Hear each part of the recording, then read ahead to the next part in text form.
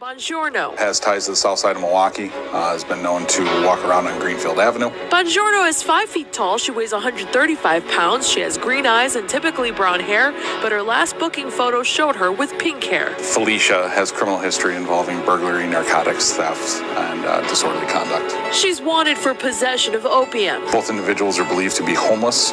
They were residing in Tent City. Two of a kind, still on the run. If you are caught helping either Felicia or Israel, you too could be prosecuted for harboring and aiding a fugitive from justice.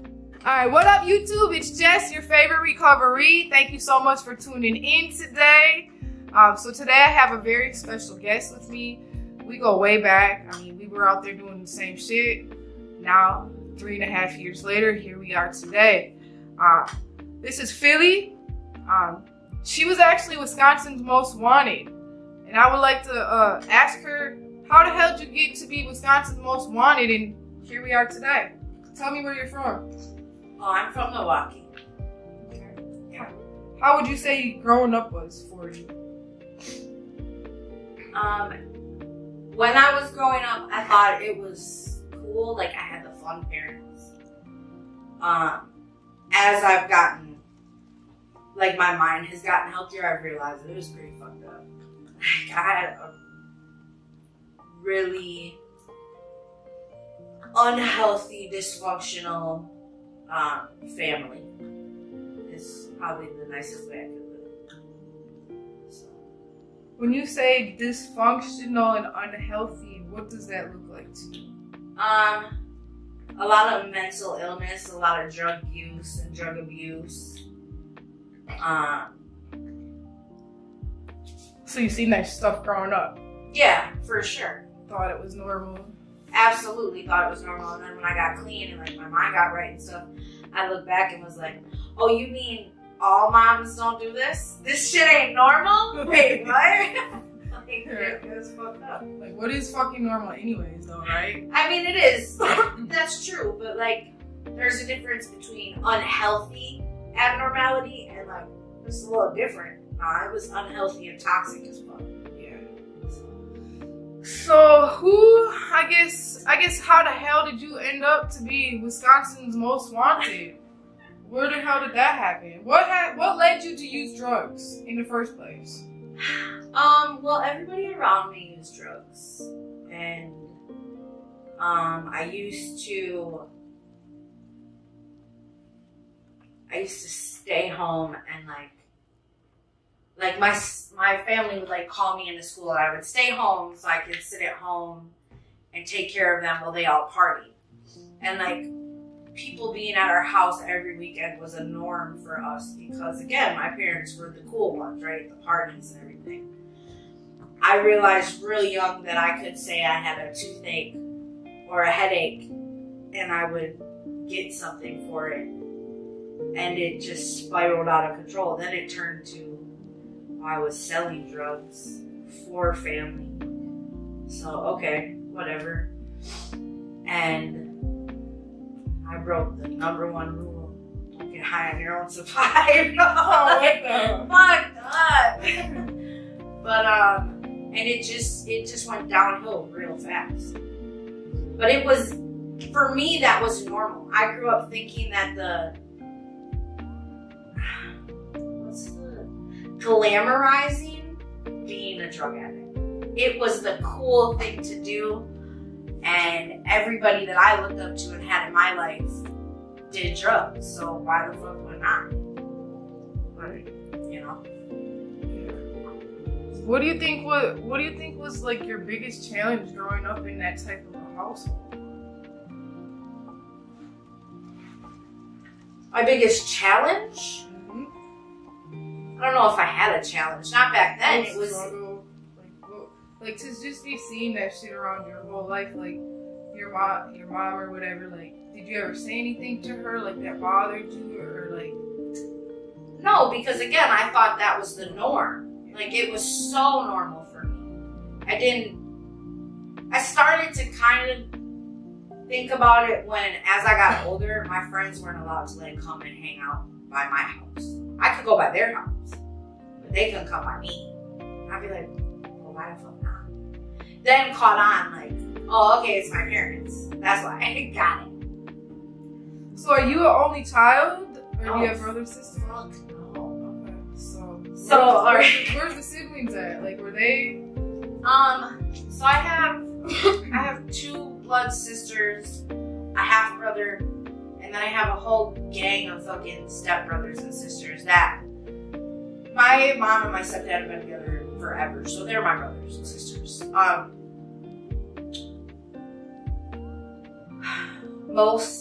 I shouldn't say most. A few of them, like the ones that were around a lot, got high also. They were in that lifestyle as well. I've started rebuilding this relationship with my blood sisters that is amazing, and I fucking love them, and they're super supportive. But for a long time, nobody would fucking talk to me, and that's okay. Like, I hated it back then, right? But like now I get it. Now you understand. Yeah, I totally understand. Like you can't expect that shit. Yeah, I can't expect you to subject your kids or your families to me and my bullshit. And I hurt a lot of fucking people when I was getting high, and I know that.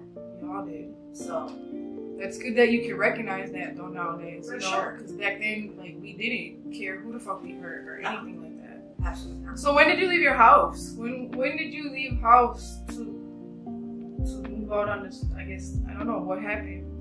Well, I moved in with my boyfriend when I was 16. It was my first boyfriend ever. Super abusive and a super big drug addict. So way to go, fucking winning. Hey. And I would like bounce back and forth between staying with him, and then I'd go home for a little bit, and then I'd go back, and then I'd go home. And it kind of after that was like done, like my addiction got way worse, but a lot of my supply was in home, so I just stayed the fuck home. Yeah. I mean, I would leave for little bits of time, like go crash places or go party for a few weeks on end and then come back, but it wasn't ever I like really moved out of my mom's house until I got clean. Yeah. So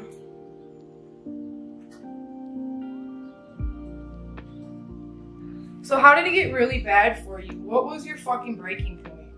So in 2000, I went to treatment for the first time ever in 2014, and I got put on Suboxone, a really high dose of Suboxone that I probably didn't need, and I started like nodding out, and then I realized how great that was. So then I started hanging around with other people from treatment. Bad idea. Bad fucking idea. And I ended up getting pregnant, and my mom thought that the best option for me at that time was to move me out to the city. Move me up to Dale, Wisconsin, in the fucking boonies, like up by Appleton. And it didn't work because I ended up just coming down here for drugs anyways, and then just going right back. And I was pregnant, and I used my pregnancy. I'll be the first one to admit that. Like, I fucked up big time. And by the grace of fucking God, my daughter is healthy and everything. But when I had my daughter, I was given a safety plan where I could take her home from the hospital and go stay with my mom, and if I did good for 2 weeks, then they would give me my daughter and it would be over. Well, the whole time, everybody's telling me I'm doing really great. And don't get me wrong, like I was using, but I wasn't using to the extent that everybody thinks I was. I was just not getting sick. So I ended up having my daughter taken away from me, literally ripped out of my arms by CPS, and I had to leave my mom's house. And that's when I went to UCC for the first time. And I met some really fucking amazing people, and really found out like what recovery was, and like put myself in it and everything. Unfortunately, I also realized though that my main trigger was my family and my surroundings. So when I left UCC the first time, they just sent me back to my mom's. Here you go. And I was like, fuck. Right? So it got worse, and I ended up like going back. And at this time I was in family drug treatment court trying to like get my shit together. It didn't work. So I happened to meet somebody in treatment who, you're not supposed to get into relationships in treatment, but I wrote the rules. But I'm really glad I did now. And I remember I met Miss Mercedes the first time. The second time I went to UCC. She was like, are you gonna stay? And I was like, nope. I mean, I got arrested. I'm gonna go get it. Right, so I left treatment and I didn't look back. She found your ass though. She did. She used to find me on Greenfield or like just walking around the fucking south side and like stop me and try and get me to go back into treatment, and I was like, nah, I ain't fucking with it. I just wasn't ready, right? And so things went downhill really quick after that. I ended up bouncing from trap to trap. Surviving, doing really fucked up shit. And I got, what was it? Oh, I got swooped up in a raid with a $12 bag of dope in my bra. And I was in family drug treatment court at the time. And I got arrested, and I was like, I can't go to jail. Right? So I did, and they gave me a DPA. I don't know why the fuck they would even try that, because, like, yeah, right, bitch, I'm gonna run. So I did, I ran. And where'd you run to, girl? The south side.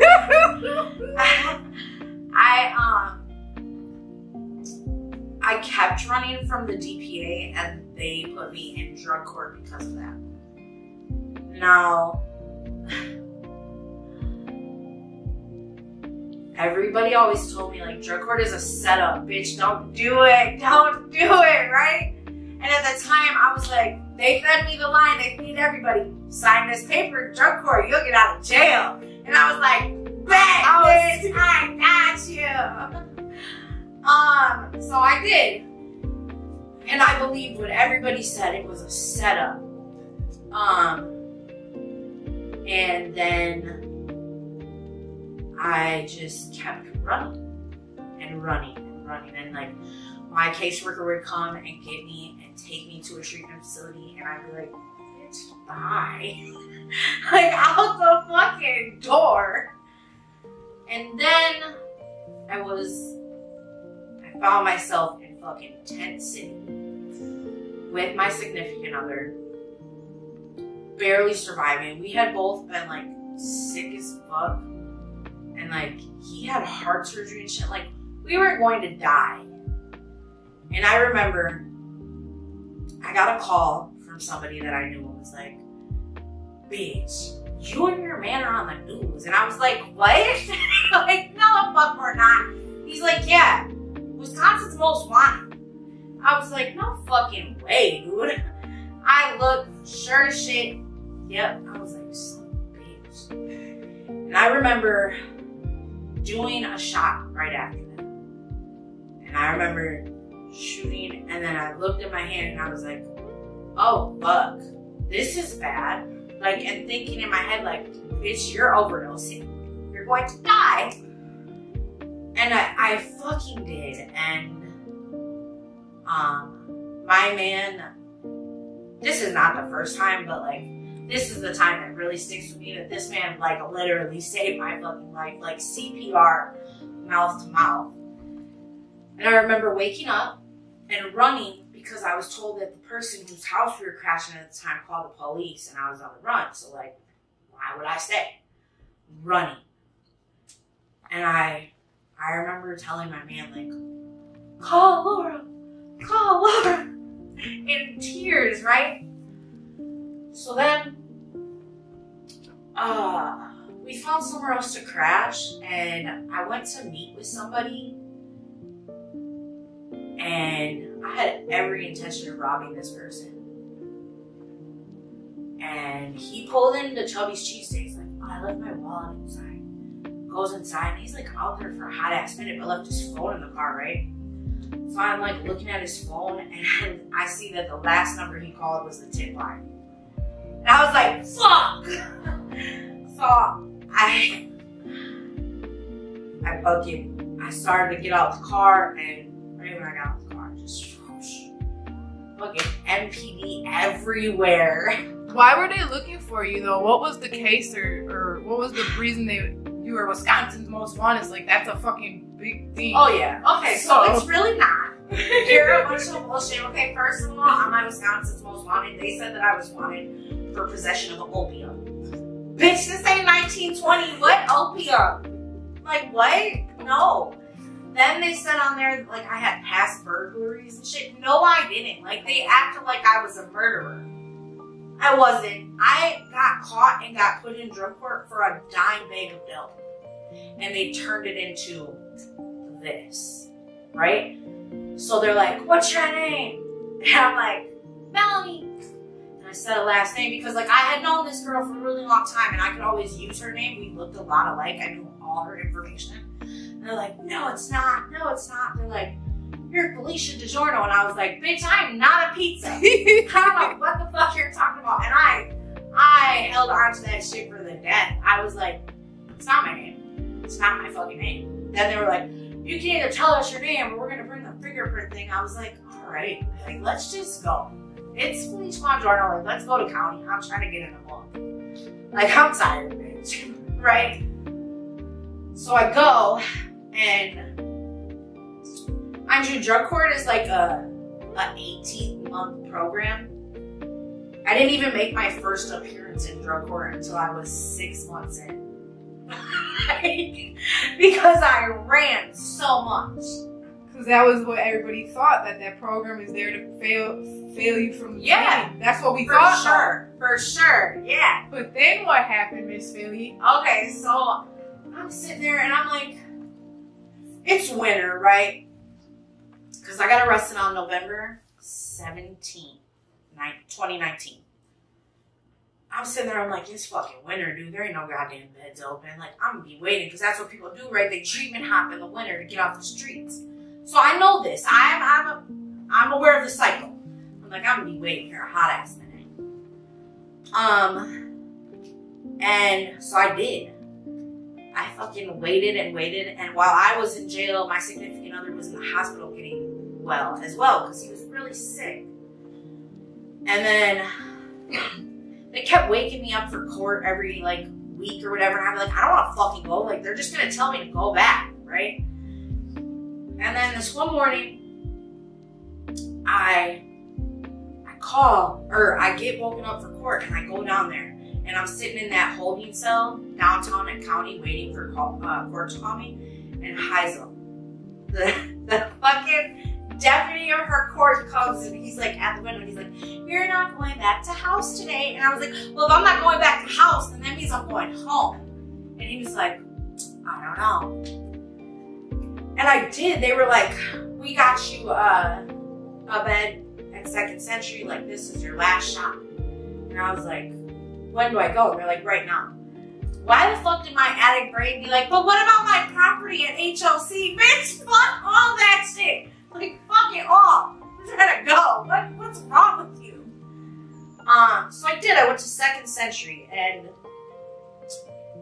that was probably the smartest thing they could have done, because it put me out of the area, got me away from everybody. And while I was in 2nd Century, my significant other was at Janetta Robinson, and I just busted my ass, man. Like, I was ready. By the time I had gotten arrested, I wasn't getting high to get high. I was getting high not to be sick. So, like, it wasn't shit, you know? I had already detoxed in jail because, mind you, I didn't get out of jail until January 10th. I got arrested on November 17th. I was detoxed. Also, probably the smartest thing these people could have done. And for a really long time, I was upset with Laura House because she told me flat out that she told everybody to leave me. leave me sit in jail as long as they could because she knew. And I was upset as fuck about it. But now, like, looking back, I realized that was the best thing she could have ever done for me. So I did the little second century thing, and then on April 29th, 2020,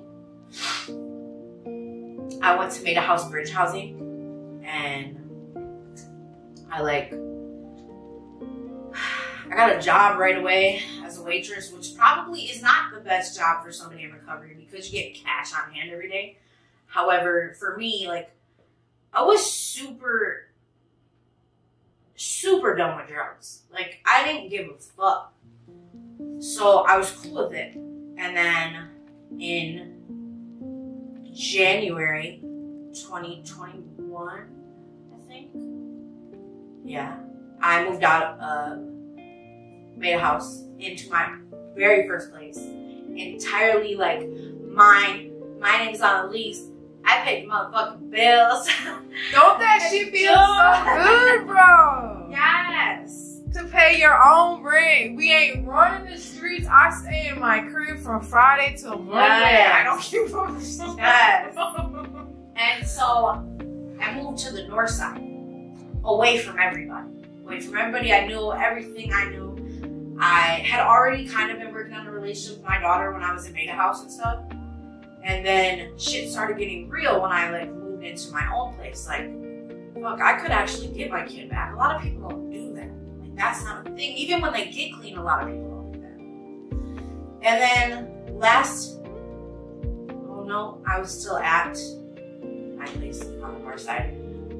In March, so I moved in January. In March, I became a manager at my job. I went from a waitress to a manager, an hourly manager. Then by September, I was a salary manager. And in April, I moved to my new place and became an AGM shortly after. And then in August, I got my daughter back from my mom from CPS. It's over, like, it's done. And I just busted my fucking ass. Like, I saw what life was like clean and, like, the things I could have. My biggest concern now is, like, I just spent too much money at Target. What am I doing with that work? I'm gonna have to explain this away, and all I have to show for it are some fucking throw pillows. He's gonna be like, never ugly anyway. He's like, the fuck, man.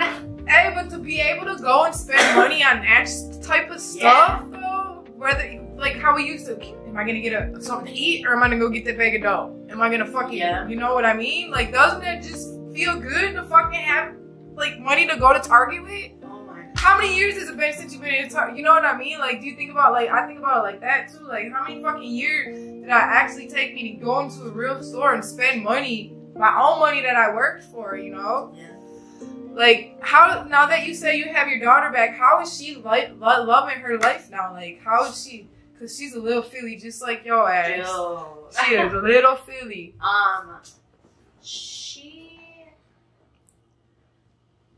It's an adjustment, right? Because, like, she spent the first 6 years in my mom's house, kind of surrounded by the same fucked up shit I was. And she didn't have a lot of rules, and now she, like, has all these rules. Cause I'm, like, super, oh, we're not doing that.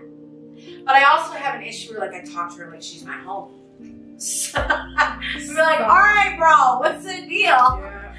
So it's a struggle, but I think she's doing a lot better. And I just want her to have a fair chance at life. Like, I didn't have that. I didn't have a shot. Like, it was, my destiny was written the fuck out from birth. This is what was gonna happen. Like, one way or the other, it was gonna lead to this. And I don't want that for her. Like, I want her to know that, like, you have a choice, right? Like, you don't have to stick in that at all.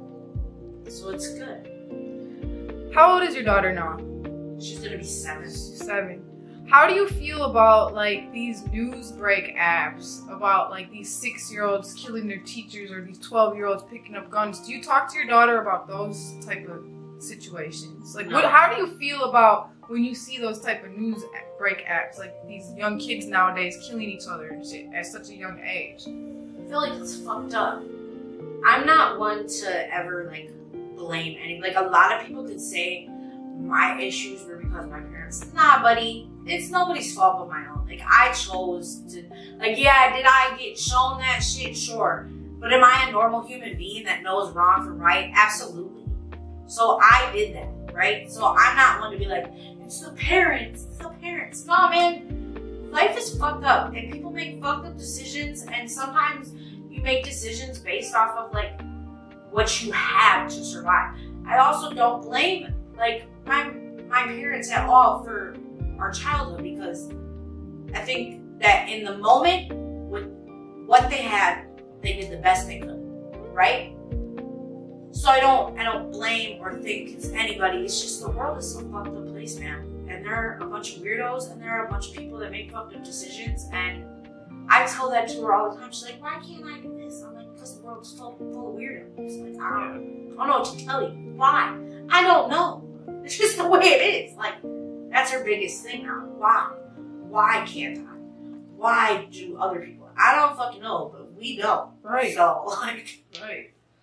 Because I think ultimately, like, for any person that had to deal with addiction, we came from a fucked up upbringing.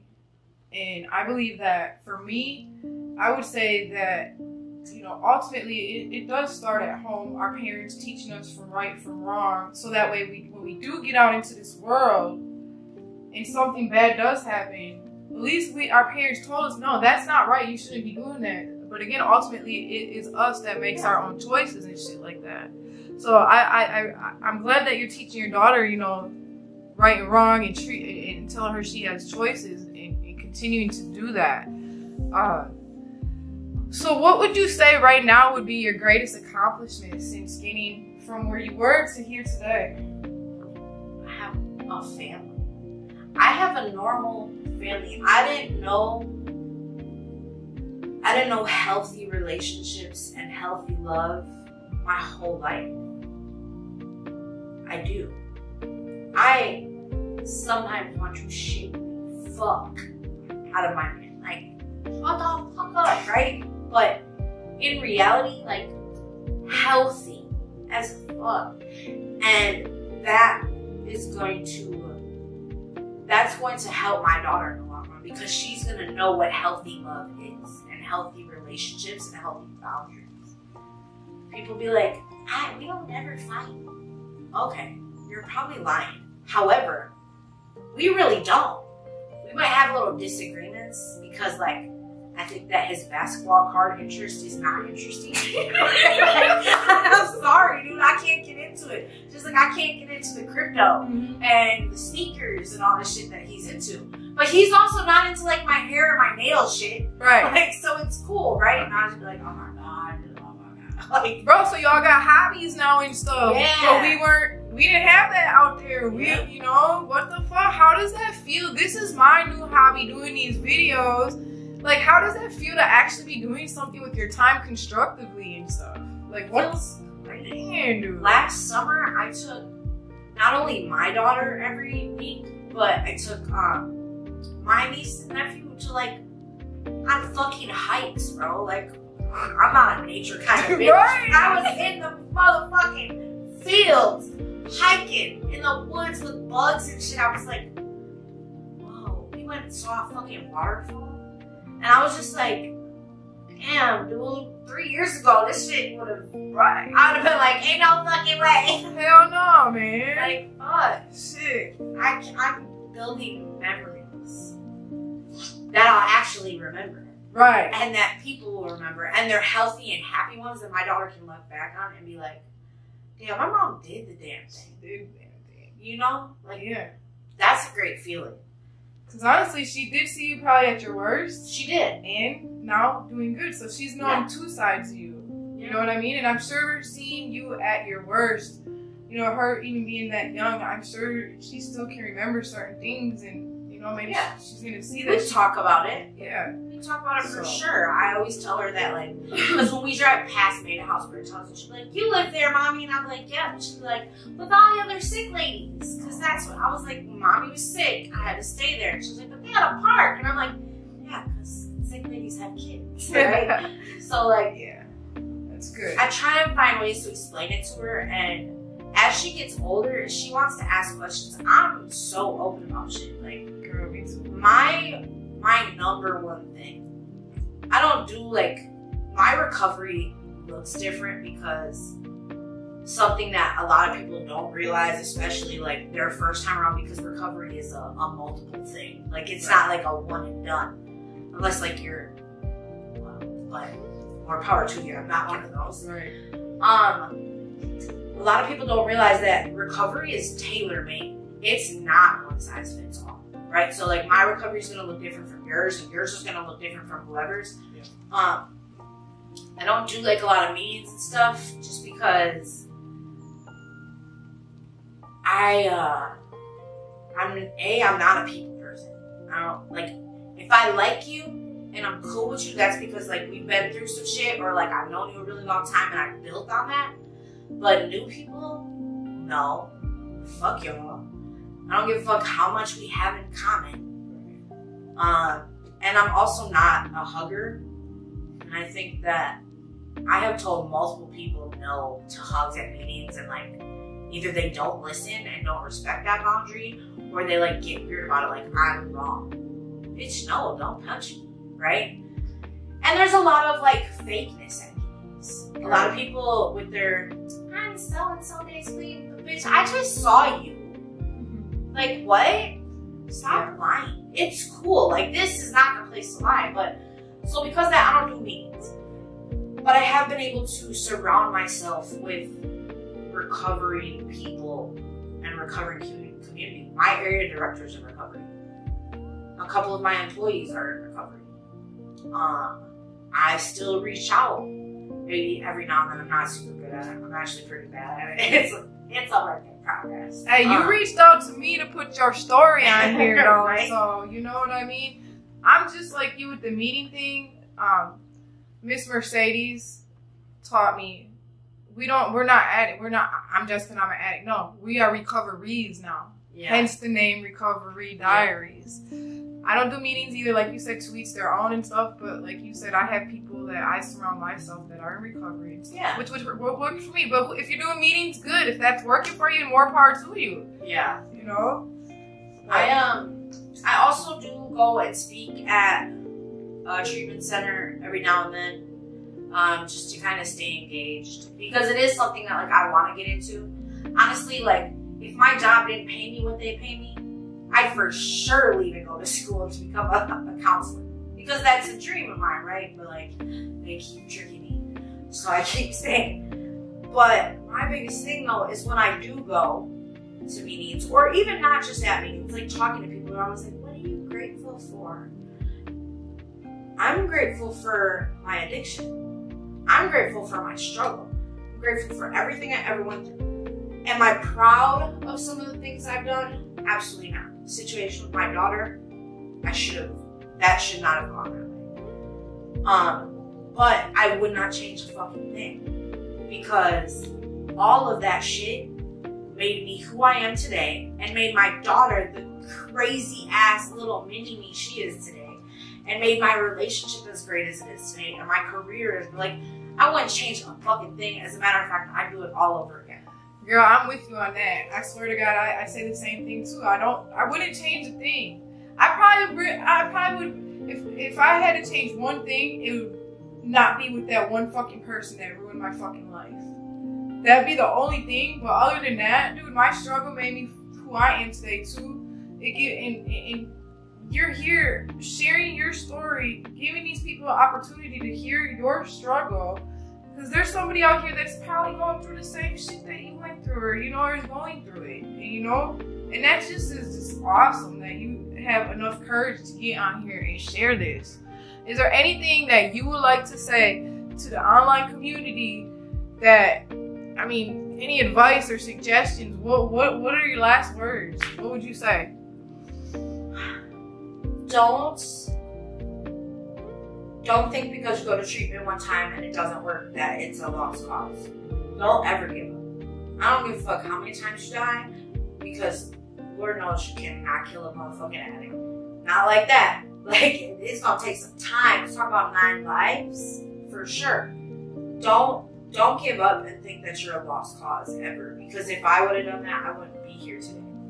I was probably on like my 5th life, but I finally was like, all right, fuck it. They clearly know more than me. Like, hey, what did you say to Judge Davis when you said, if I knew I wasn't gonna get in trouble for running, I would have stayed in drug treatment the first time. I swear to God. But it's true though, because they don't tell you, right? Everybody's like, all your peers, like the other people in drug court, or the drug court flunky. Yeah. Right? They're like, it's a setup, it's a setup, it's a setup. You always hear these horror stories. And drug court, I don't know why the fuck they don't like tell you this, but in reality, like, they're there for the chance. You fucked up, you relapsed, okay, how can we help you fix it? They didn't tell me that, but if they would have, I might have fucking stayed. I might have went back to them like, yeah, dude, I relapsed. What do I need to do? But they didn't tell me that, so I fucking took off and got a bench for it. Like, but when they finally told you that and they gave you that opportunity, you fucking got your shit together and you stayed in drug court, and what? What happened? I graduated. And I became the track star. What? That's what they fucking called me. Yes. The track star. You did that shit. We did that shit. And you are here today to say it. Like, come on, man. I'm proud of you. I'm proud of us too. We did that shit. Man, me and Philly, man, we come from the same place. We went through some shit. And I'm just so glad that we are both here to fucking share these stories and give hope. If you guys are struggling, my email's in the description below. RECOVEREEDIARIES@gmail.com. I know y'all got 211 in your area. Fucking pick it up. Pick up the phone and call 211. Reach for the resources. You know what the fuck they are. Stop being lazy. Get off your ass and get the help you need, man. Reach out, dude. That's it. That's all. Thank you so much for watching. Thank you. Thank you so much. Tune in. Philly, I love you. Thank you for being here.